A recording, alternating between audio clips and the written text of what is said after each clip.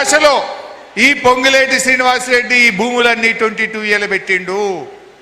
కానీ పొంగులేటి శ్రీనివాసరెడ్డికి తెలియంది ఒకటి ఉంటుంది, నీ డబ్బు దురాశనే నీ దుఃఖానికి ఏదో ఒకనాడు కారణమైతుంది. మిస్టర్ పొంగులేటి శ్రీనివాసరెడ్డి, దురాశ ఎన్నటికైనా చేటే.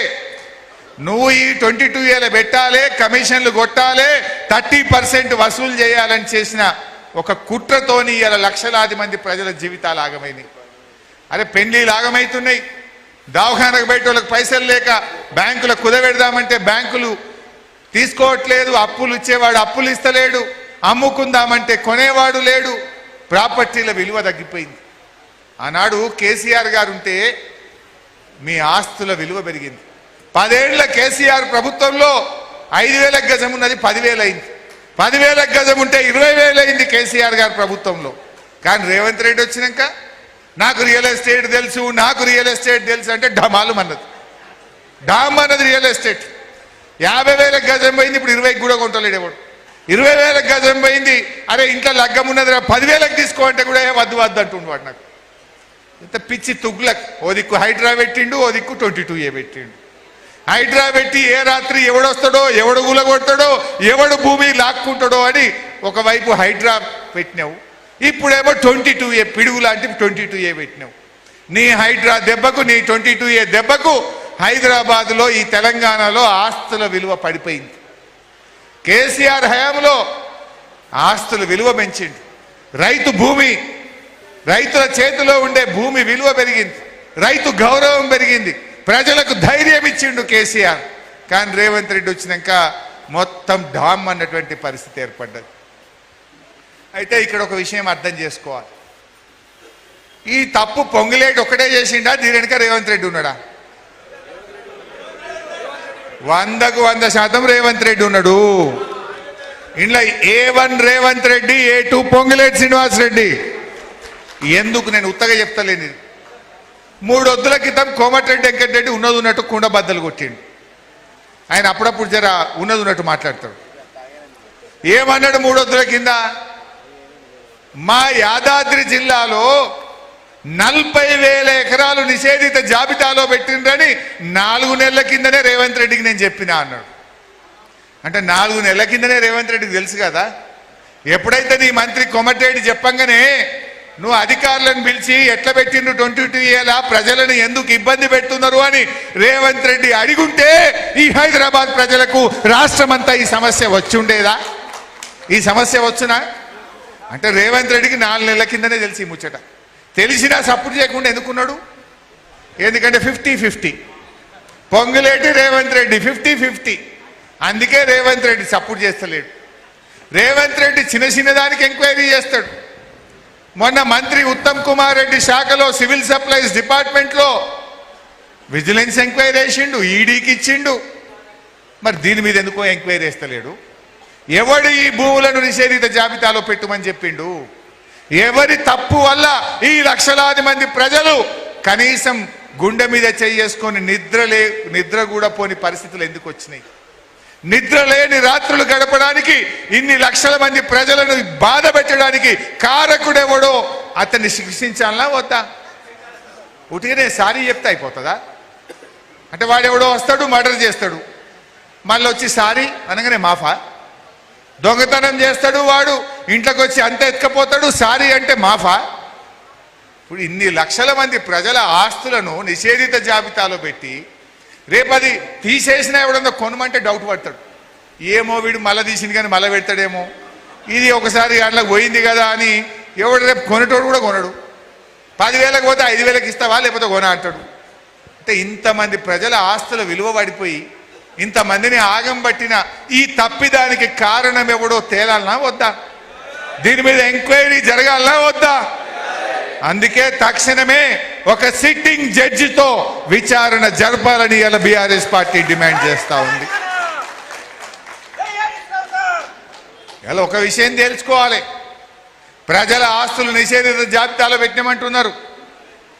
మర్యాద కొద్ది తీసి తప్పు చేసిన వాడిని శిక్షించి నిర్ణయం తీసుకుంటే మీరు బతుకుతారు, పరిష్కరిస్తే బతుకుతారు, పరిష్కరించకపోతే ఈ ప్రజల పాదాల కింద నలిగి చేస్తారు, జాగ్రత్త అని చెప్పి హెచ్చరిస్తా ఉన్నా. ప్రజల ఆస్తులను మీరు నిషేధిస్తే ప్రజలందరూ కలిసి కాంగ్రెస్ పార్టీని నిన్ను కూడా నిషేధిస్తారు మిస్టర్ రేవంత్ రెడ్డి. ఆ విషయం ఇవాళ గుర్తుపెట్టుకోవాల్సిన అవసరం ఉంది. నీ చేతిలో అధికారం ఉండొచ్చు, ప్రజల చేతిలో కూడా ఓటు అనే ఒక అధికారం ఉంది. టైం వచ్చినప్పుడు వాళ్ళు నీ సంగతి ఏందో కూడా చూపిస్తారు, నీకు చెప్తారు. నీకు ఇవాళ అందుకే బీఆర్ఎస్ పార్టీ ఒక డిమాండ్ చేస్తుంది. అసలు ఏది పెట్టినావు, ఏది తీసినావు, ఒక వైట్ పేపర్ రిలీజ్ చేయి, పబ్లిక్ డొమైన్లో పెట్టు. ఎందుకు సీక్రెట్గా పెడుతున్నావు? ఇలా నిషేధిత జాబితాల లిస్టు భూభారతిలో బ్లాక్ చేసేసాను, కనబట్టలేదు. దాన్ని ఎందుకు బ్లాక్ చేసినావు, ఎందుకు సీక్రెట్గా పెడుతున్నావు అంటే దీన్ని బట్టి ప్రజలకు అనుమానం కలుగుతుంది. అంటే నువ్వు ఏది పెట్టినావు, ఏది తీసినావు? పెట్టుడు నీ వంతు, దరఖాస్తులు పెట్టి ఆఫీసుల చుట్టూ తిరుగుడు ప్రజల వంత. ఏది నిషేధిత జాబితాలో పెట్టినారో మీకు తెలుసు కదా, నువ్వే కదా పెట్టినట్టు తీసేయి, ప్రజల ఆస్తులకు రక్షణ కల్పించు, హక్కుదారుగా ప్రజలకు మళ్ళీ హక్కులు కల్పించు అని మేము కోరుతా ఉన్నాం. నువ్వు పెట్టుడైంది, ప్రజలు ఆఫీసుల చుట్టూ తిరుగుడైంది. ఇదే పొంగులేటి ఒక 15 రోజుల కింద ఏమన్నాడు, మా కాంగ్రెస్ గవర్నమెంట్ వచ్చినాక ఒక్క ఎకరా కూడా పెట్టలేదు అన్నాడు. ఒక్క ఎకరా పెట్టకపోతే సారీ ఎందుకు చెప్పినావు? తప్పైందని ఎందుకన్నావు? పెట్టింది నువ్వే, తప్పు చేసింది నువ్వే కనుక ఢిల్లీలో జరిగినట్టు జెన్జీ ఎట్లా ముట్టడిచ్చిండ్రో, ఆడ సెక్రటరేట్ ముట్టడిస్తారో, నా ఇల్లు ముట్టడిస్తారో అని ఈ డ్రామాలు పెట్టినావు. నువ్వు సారీ చెప్పినంత మాత్రాన కాదు. అందుకే ఇవాళ రేవంత్ రెడ్డి మేము ఒకటే కోరుతున్నాం, తక్షణమే పొంగులేటి గారిని బర్తరఫ్ చేయాలి. ఇవాళ రియల్ ఎస్టేట్ వ్యాపారుల చేతుల్లో ప్రజల ఆస్తులు పెట్టడమే తప్పు. పొంగులేటి రియల్ ఎస్టేట్ వ్యాపారి ఎంతసేపు ఆస్తులు ఎట్లా సంపాదించాలి, పైసలు ఎట్లా సంపాదించాలి, బేరం ఎట్లా చేయాలని ఆలోచిస్తాడు. ఇవాళ అటువంటి రియల్ ఎస్టేట్ వ్యాపారుల చేతుల్లో ప్రజల ఆస్తులు కాపాడే రెవెన్యూ శాఖ పెట్టడమే ఈ ప్రభుత్వం చేసిన తప్పు. రేవంత్ రెడ్డి నీకు ఇందులో వాటా లేకపోతే, నీ తప్పిదం లేకపోతే తక్షణమే పొంగులేటి శ్రీనివాసరెడ్డిని బర్తరఫ్ చేసి నీ నిజాయితీ రుజువు చేసుకోవాలని చెప్పి కూడా ఈరోజు బీఆర్ఎస్ పార్టీ పక్షాన మేము డిమాండ్ చేస్తూ ఉన్నాం. ఎందుకంటే ఈరోజు ధరణి ఏం చెప్పింది ఆ రోజు బీఆర్ఎస్ మీద బట్టగాల్చి మీదేసింది. ఏదో ధరణి తప్పు చేసింది అని చెప్పిండ్రు, ధరణిని బంగాళాఖాతంలో వేస్తామన్నారు. కానీ మీరు చేసింది ఏంది నాయన? ఇప్పుడు మొత్తం ప్రజల బతుకులు బంగాళాఖాతంలో వేసిండ్రు, ప్రజల జీవితాలను బంగాళాఖాతంలో వేసిండ్రు. మీరు పెట్టిన భూభారతి భూమేతగా మారిపోయింది. భూభారతి సాక్షిగా ఈ అక్రమాలన్నీ కూడా ఈరోజు జరుగుతున్నటువంటి పరిస్థితి మనకు కనబడతా ఉంది.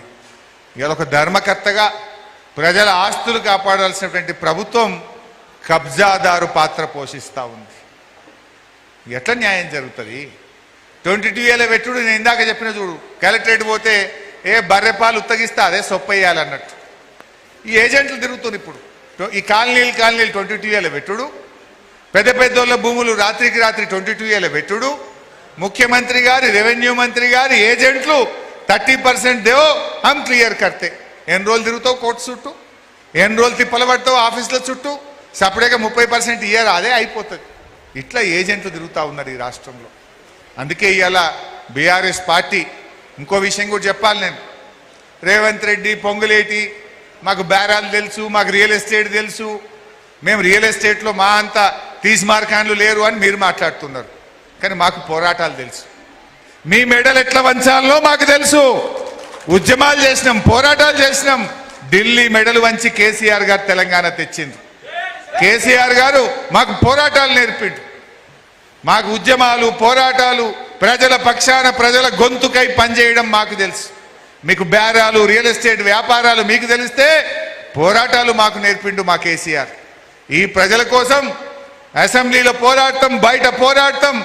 ఇందాక ఒక మిత్రుడు మాట్లాడుతూ చలో అసెంబ్లీకి వస్తాం మేమందరం 1,00,000 మంది అంటున్నారు. నేను ఈ ప్రభుత్వాన్ని హెచ్చరిస్తా ఉన్నా, సెప్టెంబర్ 7వ తారీఖులోగా ఏ భూములైతే నిషేధిత జాబితాలో పెట్టారో బేషరతుగా వాటిని తొలగించకపోతే లక్షలాది మంది నిషేధిత భూముల జాబితాలో ఉన్న రైతులతో ప్రజలతో అసెంబ్లీ ముట్టడికి కూడా మేము సిద్ధమని హెచ్చరిస్తా ఉన్నాం. Be careful. వెంటనే తీయండి, ప్రజల ఆస్తులకు రక్షణ కల్పించండి. ఎట్లా అసెంబ్లీ జరుగుతుందో లోపల కొట్లాడటం, బయట బీఆర్ఎస్ కార్యకర్తలు ఉద్యమకారులు ఈ ప్రజల పక్షాన బయట కూడా పోరాటం బిడ్డ అని చెప్పి ఈ ప్రభుత్వాన్ని హెచ్చరిస్తా ఉన్నాం. చివరగా ఈ కాలనీ వాసులందరికీ కూడా నేను ఒక మాట చెప్పదలుచుకున్నా. దయచేసి బ్రోకర్ల చేతుల పడకుండ్రి. ఇందాక ఒక మిత్రుడు చెప్పిండు, అన్న మహబూబ్ నగర్ కాంగ్రెస్ ఎమ్మెల్యే మనుషులు తిరుగుతా ఉన్నారు 30% అంటుండ్రని. ఎవరు చెప్పిండ్రు? చంద్రశేఖర్ ముదిరాజ్ చెప్పిండు. జరగా బ్రోకర్లను నమ్మకుండ్రి, అనవసరంగా కమిషన్లు ఇయ్యకుండ్రి. మీకు అండగా, మీకు కంటికి రెప్పలాగా బీఆర్ఎస్ పార్టీ మీతో ఉన్నది. వాడు ఎట్లా దిగడో మేము చూస్తాం. వన్ తాత జేజమ్మను కూడా ఇడిచిపెట్టాం. తప్పకుండా మీ ఆస్తులను కాపాడే బాధ్యత మేము తీసుకుంటాం. రేపు బీఆర్ఎస్ గవర్నమెంట్ వచ్చినాక దీని మీద ఎంక్వైరీ జరిపి ఈ తప్పుకు బాధ్యులు ఎవడో వాడిని వదిలిపెట్టకుండా శిక్షించే కార్యక్రమం కూడా చేపడతాం. కానీ మీరు దయచేసి అధైర్యపడకండి, తొందరపడి బ్రోకర్లను ఆశ్రయించకండి. ఆన్లైన్లో కంప్లైంట్ ఇవ్వండి, ఎట్లా తీయడో మేము చూస్తాం. మీకు మంచి ఎమ్మెల్యే అద్భుతమైనటువంటి వివేక్ గౌడ్ ఉన్నాడు, మా శంబీపూర్ రాజు ఉన్నాడు, మా కార్పొరేటర్లు ఉన్నారు. మేమందరం మీకు అండగా ఉంటాం. మీ గొంతుకై మీ సమస్య పరిష్కారం అయ్యేదాకా మీ వెన్నంటి ఉంటామని తెలియజేస్తూ జై తెలంగాణ.